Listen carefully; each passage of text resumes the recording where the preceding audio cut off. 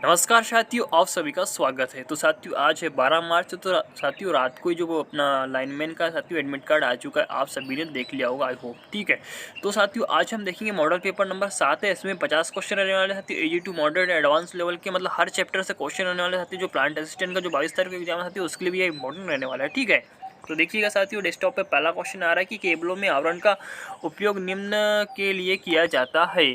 तो साथियों जो केबल में आवरण का उपयोग क्यों किया जाता है, ताकि केबल को मजबूती प्रदान करने के लिए। तो इसका आंसर आ रहा है साथियों ए, पहला का आंसर आ रहा है ए। ठीक है, आगे देखिए साथियों, इलेक्ट्रिकल नेटवर्क का निर्धारण करता है। तो इसका आंसर आ रहा है साथियों एम्पीडेंस करता है। ठीक है, आगे देखिएगा इम्पीडेंस। ठीक है, आगे देखिएगा तो AC सप्लाई में कैपेसिटर का इस्तेमाल निम्न में से किस लिए किया जाता है।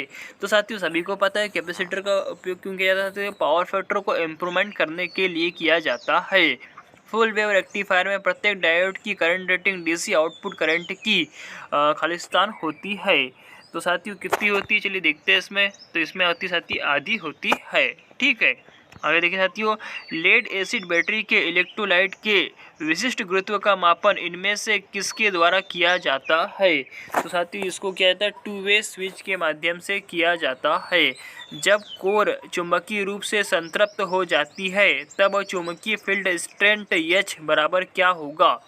ठीक है, तो क्या होगा साथियों, मैग्नेटिक इंडक्शन बी पर लगभग कोई प्रभाव नहीं पड़ेगा। कब, जब सैचुरेट हो जाएगा तब। ठीक है, विद्यमान वाले प्रतिरोधक का चयन करते समय इसके गौर किए जाने वाले मुख्य स्पेसिफिकेशन क्या शामिल होते हैं।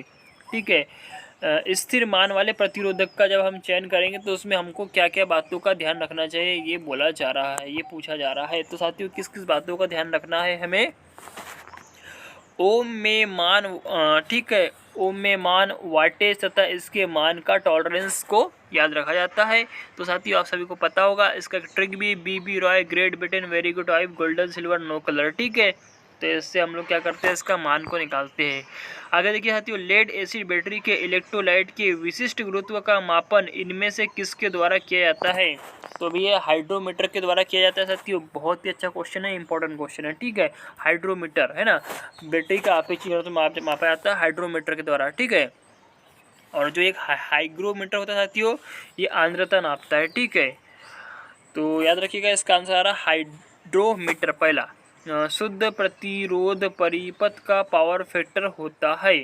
शुद्ध प्रतिरोध बोला, प्योर रेजिस्टिव सर्किट में क्या आ जाएगा साथियों, यूनिटी आ जाएगा। ठीक है, आगे देखिए साथियों, नेक्स्ट क्वेश्चन आ रहा है, स्थिर मान वाले कार्बन प्रतिरोधक सामान्य रूप से खालिस्तान वाट से अधिक के नहीं होते। तो 2 वाट से अधिक के नहीं होते। 10वें नंबर का क्वेश्चन है, डी आंसर आ रहा है। ठीक है, आगे देखिएगा, इंडक्टिव AC सर्किट में करंट वोल्टेज से 90 डिग्री पीछे होता है। 11वें नंबर का आंसर है साथियों C। ठीक है, बहुत अच्छा क्वेश्चन। आगे देखिएगा, ऐसे सरल परिपथ में जिसमें R मान वाला प्रतिरोधक है, जब वोल्टेज V स्थिर रखा जाता है तो आप सभी को पता साथियों I बराबर क्या होता है कि V/R होता है। तो इसमें आंसर आ रहा है C। धारा I व्युत्क्रमानुपाती होती है R के। तो ये देखिएगा, ये जब घटेगा तो ये क्या होता है, बढ़ेगा, है ना। तो ये इसका आंसर आ रहा है C। आगे देखिएगा साथियों, निम्नलिखित में से क्या एक अच्छा इंसुलेटर है। इंसुलेटर पूछा गया साथियों, तो ये क्या आ जाएगा भैया, पोर्सलिन आ जाएगा। ठीक है, आगे देखिएगा, निम्न में से क्या एक अच्छा सुचालक है। तो यहाँ पे दिया हुआ है भैया क्या आ जाएगा, कापर आ जाएगा। ठीक है, एल्यूमिनियम एनोडाइजिंग में प्रयुक्त होने वाला इलेक्ट्रोलाइट डाइल्यूट खालिस्तान होता है। तो कौन सा होता है भैया, सल्फ्यूरिक अम्ल होता है। कुछ विशिष्ट मटेरियल सामान्य रूप से इंसुलेटर की तरह व्यवहार करते हैं, लेकिन कोई तापीय ऊर्जा द्वारा उपलब्ध कराए गए अधिक संयोजकता इलेक्ट्रॉन को जाने देते हैं। ये तत्व किस के रूप में जाने जाते हैं। तो इसको बोलते हैं हम लोग सेमीकंडक्टर बोलते हैं। ठीक है, आगे देखिएगा, खालिस्तान में एक हैमर फिस होता है जिसे कीले ठोकने के लिए इस्तेमाल किया जाता है और उसकी दूसरी साइड लकड़ी इत्यादि से कीले निकालने के लिए इस्तेमाल किया जाता है। तो उसको बोलते हैं साथियों क्लाई हैमर बोला जाता है। आगे देखिएगा, रेजिस्टेंस तथा इंडक्टेंस एलिमेंट वाला इलेक्ट्रिकल कंपोनेंट खालिस्तान निकालता करता है। तो देखिए साथियों 18वां नंबर का क्वेश्चन है, ठीक है, इसका आंसर आ रहा है बी, लैगिंग पावर फैक्टर निकालेगा, ठीक है, क्योंकि रेजिस्टेंस और इंडक्टेंस इसलिए। ठीक है, आगे देखिएगा, घरेलू कनेक्शन में सब सर्किट के इस्तेमाल शॉर्ट सर्किट होने पर क्या करेंगे। ठीक है, तो क्या करेंगे साथियों, सबसे पहले पावर सप्लाई को स्विच ऑफ करना चाहिए। ठीक है, आगे देखिएगा, इलेक्ट्रीशियन को लाइन तार पर कार्य करते समय खालिस्तान का उपयोग करना चाहिए, तो दस्तानों का उपयोग करना चाहिए। ठीक है, आगे देखिए साथियों, किसी पीड़ित को इलेक्ट्रिकल शॉक से बचाने के लिए इनमें से किसका उपयोग किया जाना चाहिए। तो 21 नंबर का क्वेश्चन है साथियों, जैसे कि आप देख पा रहे हैं, लकड़ी की छड़ का उपयोग किया जाना चाहिए। अभी कथित करता है कि इंड्यूस्ड वोल्टेज की ध्रुवता मैग्नेटिक फ्लक्स में बदलाव का विरोध करती है। देखिए साथियों, यहाँ के लिखा विरोध करती है, जो इंडक्शन का कारण होता है। तो ये भी लेंज का नियम कहलाता है। क्या करता है, जिस कारण वो उत्पन्न होता है उसका ही वो क्या करता है, विरोध करता है।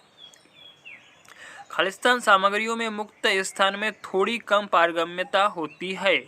तो भैया किस में थोड़ी कम पारगम्यता होती है। बहुत अच्छा क्वेश्चन साथियों, मैग्नेट से क्वेश्चन है यार। ठीक है, तो 23 नंबर का क्वेश्चन है, ये आ जाएगा नॉन मैग्नेटिक। ठीक है, तो ये देखिए इसका आंसर आ रहा है, सॉरी 23 नंबर का क्वेश्चन आ रहा है साथियों, इसका आंसर आ रहा है डायमैग्नेटिक पदार्थ होता है। ठीक है, तो देखिए एक होता है फेरोमैग्नेटिक मटेरियल, एक होता है पैरामैग्नेटिक और एक होता है डायमैग्नेटिक। तो जो फेरोमैग्नेटिक मटेरियल होता है साथियों, इसकी 1 से 1000 में होती है। ठीक है, 200 से 1000 तक होती है।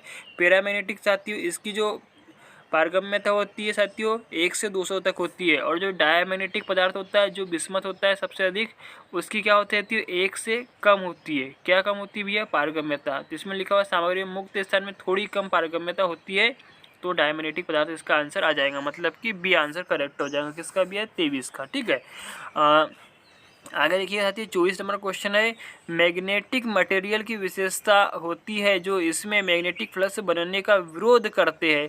तो भैया उसको हम लोग क्या बोलते हैं, रिलक्टेंस बोलते हैं। ठीक है, बहुत अच्छा क्वेश्चन है साथियों, 24 नंबर का, 20 का आंसर रिलक्टेंस। ठीक है, इसकी इकाई भी पूछते रहती है, एम्पियर टर्न प्रति वेबर इसकी इकाई आती है। ठीक है, ये क्या करता है भैया, जैसे हमारे एसी मतलब जो अपना साथियों इलेक्ट्रिक सर्किट होता है, उसमें क्या होता है, जो करंट होता है उसका विरोध कौन करता है भैया, प्रतिरोध करता है। उसी प्रकार जो मैग्नेटिक सर्किट होता है उसमें रिलक्टेंस एमएमएफ जो होता है, मैग्नेटोमोटिव फोर्स का, मतलब ये विरोध करता है। ठीक है, आगे देखिएगा, ट्रांसफार्मर का नो लोड पावर फैक्टर लगभग होता है।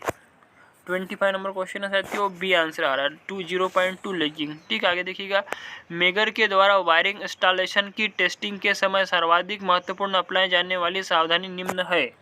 तो भैया कौन सी है वो, मेन पावर सप्लाई को स्विच ऑफ करना चाहिए। तो भैया जब भी आप मेगर करते हैं किसी भी इक्विपमेंट का, ट्रांसफार्मर का, तो उसकी मेन पावर सप्लाई को स्विच को ऑफ करना चाहिए। ठीक है, सबसे पहले।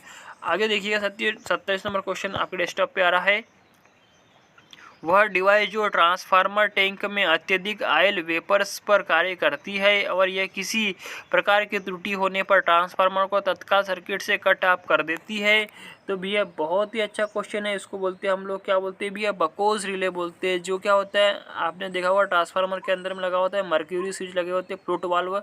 ठीक है, फ्लूट वाल्व रहते हैं, उसके अंदर में मर्क्यूरी रहता है। ठीक है, जब अधिक मतलब कि साथियों ट्रांसफार्मर में फॉल्ट हो गया या फिर जो कुछ भी प्रॉब्लम आ जाता है, अंदर इंटरनल फॉल्ट आता है, तो साथियों क्या होता है, गैसें बनना स्टार्ट हो जाती है। मतलब कि तार जो अंदर का ऑयल है साथियों खौल जाता है, मतलब अधिक गर्म हो जाता है। तो वो क्या हो जाता है साथियों, उससे गैस ऊपर उठती है, तो जिससे क्या होता है, वो फ्लूट वाल्व क्या होता है साथियों, ऊपर उनका सर्किट पूरा हो जाता है, जिससे क्या होता है, जो ट्रांसफार्मर साथियों सर्किट से पृथक हो जाता है, अलग हो जाता है। तो बकोज रिलेस का आंसर आ रहा है 27 नंबर का क्वेश्चन है। ठीक है, आगे देखिए, IGBT insulated gate bipolar transistor के माध्यम से पंच में खालिस्तान टाइम होता है। तो 28 नंबर का क्वेश्चन है साथियों, आंसर आ रहा है डी, फास्ट रन ऑफ। आगे देखिएगा, कंट्रोलिंग टार्क एक्ट तथा बैलेंस दोनों के डिफ्लेक्ट होने पर इंडिकेटिंग इंस्ट्रूमेंट का पॉइंटर खालिस्तान में आता है। तो साथियों किस में आता है? 29 नंबर का क्वेश्चन आ रहा है, आप देख पा रहे हैं। डी आंसर इसका सही आ रहा है, रेस्ट इसका आंसर आ रहा है, ठीक है, rest. PMMC permanent magnet moving coil instrument का उपयोग खालिस्तान के लिए किया जाता है, ओनली DC मेजरमेंट के लिए किया जाता है। सेल में एनोड मड कहाँ संग्रहित होता है? तो वो होता है साथियों एनोड राड के नीचे, ठीक है। पावर केबल्स में प्रयुक्त होने वाले सुचालक का आकार खालिस्तान पर निर्भर करता है। तो जो पावर केबल्स होती साथियों वो किस पर निर्भर करता है? ले जाने वाली करंट धारा पर निर्भर करता है। आइए नियम के अनुसार घरेलू वायरिंग किए जाने वाले तांबे के तार का न्यूनतम आकार किससे कम नहीं होना चाहिए? तो 1/1.12 mm से कम नहीं होना चाहिए, ठीक है, ये आंसर है ना। आगे देखिएगा साथियों, PVC का फुल फॉर्म क्या होता है? पॉलीविनाइल क्लोराइड होता है। 34 नंबर का क्वेश्चन है साथियों, बी आंसर इज करेक्ट। तो देखिए साथियों बहुत अच्छा क्वेश्चन है यार, ये एग्जाम में आने वाला क्वेश्चन है, कई बार आ भी चुका है। पॉलीविनाइल क्लोराइड, ट्रांसफार्मर की प्राइमरी वाइंडिंग शॉर्ट सर्किट हो जाएंगी यदि उसमें हम लोग क्या करेंगे भैया? DC सप्लाई दे देंगे। तो मतलब कि 35 में क्या आ रहा है? ए आ रहा है। तो ट्रांसफार्मर शॉर्ट सर्किट मतलब साथियों ट्रांसफार्मर में अगर हम DC देंगे तो वो क्या हो जाएगा? जल जाएगा, ठीक है। निम्नलिखित में से वह कौन सा ट्रांसफार्मर है जिसका इंड्यूस्ड सेकेंडरी वोल्टेज उसके अप्लाई वोल्टेज के बराबर होता है? तो ये होता है भी आइसोलेशन ट्रांसफार्मर। इसमें प्राइमरी में और सेकेंडरी में दोनों में समान होता है, प्राइमरी में जितना होता है सेकेंडरी में होता है, इसीलिए क्या होगा? आइसोलेशन ट्रांसफार्मर इसका आंसर आ जाएगा। 36 हो गया। 37 को देखेंगे, ट्रांसफार्मर को खालिस्तान में व्यक्त रेट किया जाता है तो KVA में व्यक्त रेटिंग, जो ट्रांसफार्मर रेटिंग होती है KVA में होती है। जब कैथोड ऑक्सीस्कोप के दो इनपुट फेस के बाहर 90 डिग्री के समान एम्पलीट्यूड के सिनुसोइडल है तो उत्पन्न पैटर्न क्या होगा? तो वो होता है सर्कल, वृत्त होता है साथियों। निम्नलिखित में से किसे कैथोड ऑक्सीस्कोप का हृदय माना जाता है? तो उसको बोलते हैं साथियों, क्या बोलते हैं? कैथोड रे ट्यूब को बोला जाता है, CRT।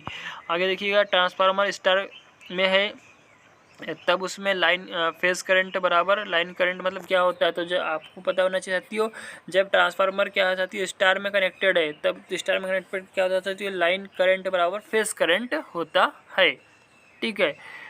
तो 40 नंबर का क्वेश्चन आ रहा है, उसका आंसर आ रहा है ये ए, लाइन करंट बराबर फेज करंट, ठीक है। आगे देखिएगा नेक्स्ट, उसके बाद में साथियों खालिस्तान की कार्यप्रणाली अवशेषी धारा रेसिडुअल करंट पर आधारित होती है, तो वो होती भी है ELCB, अर्थ लीकेज सर्किट ब्रेकर, है ना। आगे देखिएगा, यदि 10:1 ट्रांसफार्मर को, क्वेश्चन अच्छे से पढ़िएगा साथियों, ट्रांसफार्मर को 20 वोल्ट DC की सप्लाई दी जाए तो सेकेंडरी वोल्टेज क्या होगा? अब साथियों अगर आप यहाँ फार्मूला लगाते, पर यहाँ फार्मूला लगा कोई सेंस नहीं बनता, क्योंकि क्वेश्चन आप अगर अच्छे से पढ़ेंगे तो देखिए इसमें क्या बोला गया है, 20 वोल्ट की DC सप्लाई, यहाँ जोर दिया गया है DC सप्लाई पे। तो आप सभी को पता है कि हम ट्रांसफार्मर में DC सप्लाई नहीं देते, और DC सप्लाई देंगे तो ट्रांसफार्मर क्या होगा? जल जाएगा। इसका मतलब सप्लाई दी जाए तो सेकेंडरी वोल्टेज क्या होगा? 0 होगा, मतलब कि इसका आंसर क्या आ जाएगा? D आ जाएगा, ठीक है। साथियों आगे देखिएगा नेक्स्ट क्वेश्चन, जैसे कि आप देख पा रहे हैं, राशियों के मापन के लिए इंडक्शन टाइप मेजरिंग इंस्ट्रूमेंट का उपयोग किया जाता है, ओनली AC में। क्या इंडक्शन जहाँ होता है ओनली AC आता है। तो 43 का जो क्वेश्चन है साथियों उसका आंसर आ रहा है ए। आगे देखिएगा, एनालॉग इंस्ट्रूमेंट में निम्न में से कौन सा फोर्स मूविंग सिस्टम को इनकी फाइनल पोजिशन में विराम अवस्था में लाया जाता है? तो कौन लाता है भैया? डिफ्लेटिंग टॉर्क, डिफ्लेटिंग फोर्स करता है। ये देखिए साथियों इसका आंसर आ रहा है 44 नंबर क्वेश्चन आ रहा है ए मतलब है इसमें डैम्पिंग फोर्स आ रहा है, ए वाला, ये आंसर है, ठीक है। फाइनल पोजीशन विराम अवस्था में डैम्पिंग फोर्स करता है, ठीक है। आगे देखिए साथियों नेक्स्ट क्वेश्चन आ रहा है 45 नंबर का, इंसुलेशन रेजिस्टेंस का मापन किसके द्वारा किया जाता है? तो भी आप सभी को पता होना चाहिए, मेगर होता है भी इंसुलेशन टेस्टर जिसको बोलते हैं, ओम, है ना। तो इसका आंसर आ जाएगा मेगर। 1:1 टर्न रेशियो के डेल्टा स्टार ट्रांसफार्मर में, तो इसका आंसर आ रहा है साथियों बहुत अच्छा, सेकेंडरी लाइन वोल्टेज और प्राइमरी लाइन वोल्टेज एक समान होंगे, क्योंकि 1:1 का मतलब ही होता है समान, ठीक है, रेशियो, है ना। तो इसका सी आंसर है। आगे देखिएगा 47 47 सिंगल फेस जो ट्रांसफार्मर की कोर में फ्लक्स होता है तो वो क्या होगा साथियों, शुद्ध रूप से अल्टरनेटिंग होगा, क्योंकि यह सिंगल फेस है। 3 फेस रहता तो साथियों क्या होता, रोटेटिंग होता, लेकिन यहाँ पे सिंगल फेस बोला इसलिए शुद्ध रूप से अल्टरनेटिंग होगा। आगे देखिएगा, वे दो चीज़ें जो ट्रांसफार्मर के प्राइमरी तथा सेकेंडरी के लिए समान होती है, तो ये एम्पियर टर्न और प्रति टर्न वोल्टेज ये चेंज नहीं होता साथियों, प्राइमरी सेकेंडरी में दोनों में क्या होता है, समान रहता है, इसलिए आंसर आएगा B. My dear friend, next question देख पा रहे हैं आप। ट्रांसफार्मर एक कार्यक्षम डिवाइस होता है जो होता है क्योंकि साथियों यह एक स्टैटिक डिवाइस होता है, एक ही जगह पे रखा हुआ रहता है ना। एफईटी में होता है हाई इनपुट इम्पीडेंस होता है। फील्ड इफेक्ट ट्रांजिस्टर में क्या होता है, हाई इनपुट इम्पीडेंस होता है। तो साथियों ये थे अपने 50 क्वेश्चन। आई होप कि आपको इसमें समझ में आया होगा। तो साथियों आप सब लोग लाइनमैन की, प्लांट असिस्टेंट की तैयारी बहुत ही अच्छे से कर रहे होंगे और साथ ही नॉन टेक की तैयारी कर रहे होंगे साथियों।